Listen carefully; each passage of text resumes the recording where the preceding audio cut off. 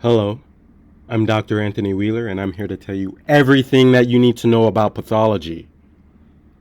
What's going on in this cartoon here? Well, we have a number of lesions that are potentially happening, such as hemorrhages and then herniations, right? We're going to be discussing cerebrovascular disease pathology. This is covered in your book, Medical School Pathology and Step 1 Review. There's a link here that shows more updated material, handouts, everything that you need to succeed on step 1. You can check out the website for that.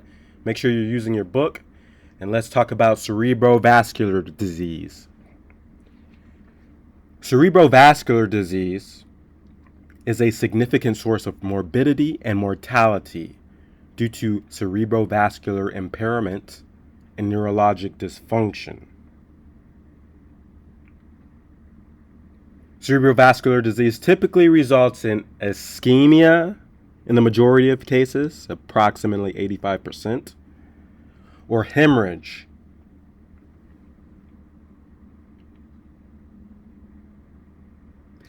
Since serum glucose serves as their primary energy source, neurons are especially vulnerable to ischemia and may undergo necrosis within 3 to 5 minutes.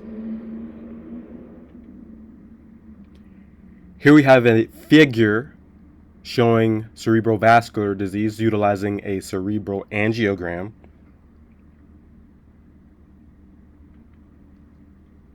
And in this image, it might look a bit complicated, but I just want you to realize that a lot of cerebrovascular disease occurs due to atherosclerotic buildup or a obstruction within those cerebral arteries.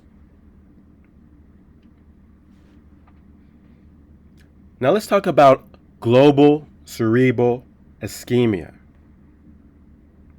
For example, here we have a CT scan of a patient with a right middle cerebral artery infarction. Remember that global cerebral ischemia is ischemia that affects the entire cerebral tissue. Important causes of global cerebral ischemia include minimal perfusion, such as atherosclerosis, abrupt reduction in blood flow, such as cardiogenic shock, persistent hypoxia, which results in anemia, or a hypoglycemic episode, such as insulinoma. Clinical findings of global cerebral ischemia depend on the length and the severity of the trauma. Mild global ischemia causes momentary confusion that quickly goes away. However, severe global ischemia causes diffuse necrosis and may result in a vegetative state condition. We want to avoid that. Infarcts in watershed regions, which may affect memory, sensory, and motor functions, may also occur. Now let's move on to ischemic strokes. An ischemic stroke can cause regional ischemia that causes focal neurologic impairments that continue longer than 24 hours.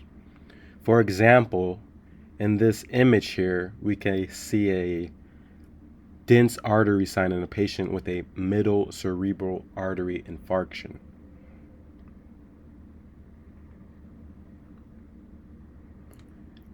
A transient ischemic attack, TIA, is the name given to an incident if the symptoms last less than 1 day. There are various subtypes of ischemic strokes, which include thrombotic, embolic, and lacunar. For example, an atherosclerotic plaque rupture would cause a thrombotic stroke. A thromboemboli from the heart in an atrial fibrillation example would cause an embolic stroke, whereas high-line arteriolosclerosis due to plaque buildup or an adverse effect of hypertension can cause an ischemic stroke that is lacunar in nature. For example, on this CT, we can see a CT showing early signs of a middle cerebral artery stroke. Note the lack of the clear definitions of the gyri that are present.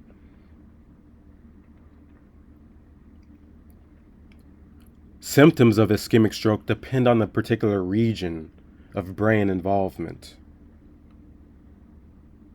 And for the future pathologists out there, we have histopathology of a normal neuron and a neuron after infarction. Note the slight edema and loss of the normal architecture in the surrounding neuropil.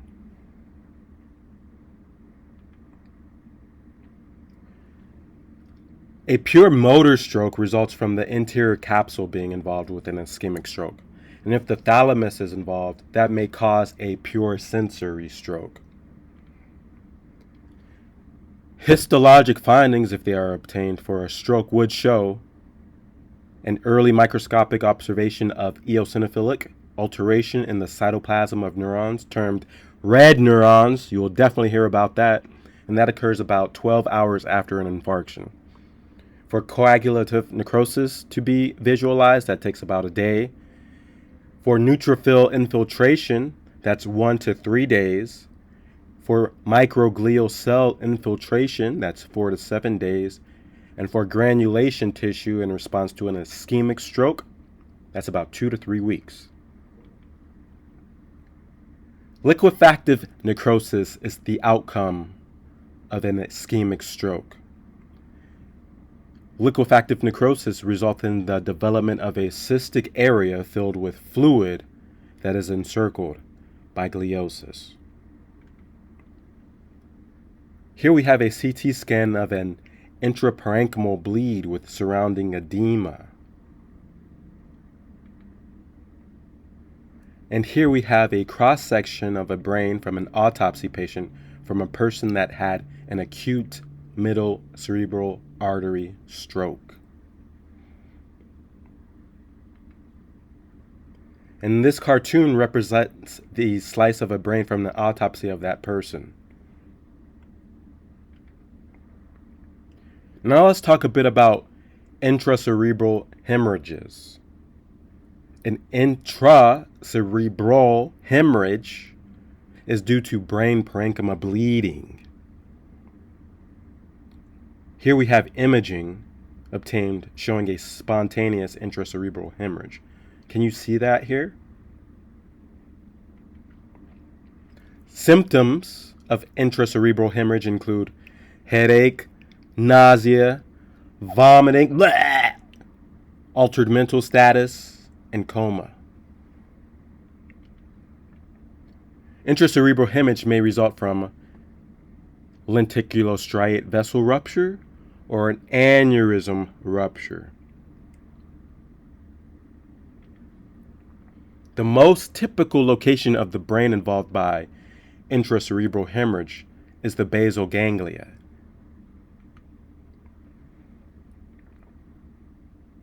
Intracerebral hemorrhages may be caused by hypertension. Hypertension treatment decreases the risk of intracerebral hemorrhage by half. Now let's talk about a subarachnoid hemorrhage. The subarachnoid hemorrhages are characterized by involvement of the subarachnoid area. Subarachnoid hemorrhage symptoms include terrible thunderclap headaches. It's the worst headache of a person's life, and sudden neck stiffness. A spinal tap in a patient with a subarachnoid hemorrhage typically and on tests reveals xanthochromia, which is a yellow hueish type of CSF, and that's due to the bilirubin breakdown. Causes of subarachnoid hemorrhage include Berry aneurysm rupture, and that's the most common in about 85% of cases. Arteriovenous abnormalities and anticoagulation complications. And with that, you finished another very important lecture. You're on a roll. You know so much. You're reviewing, you're learning, you're working on the things that you need to work on. Great job. You make me so proud. Everyone's proud of you. And I'll see you next time. Take care.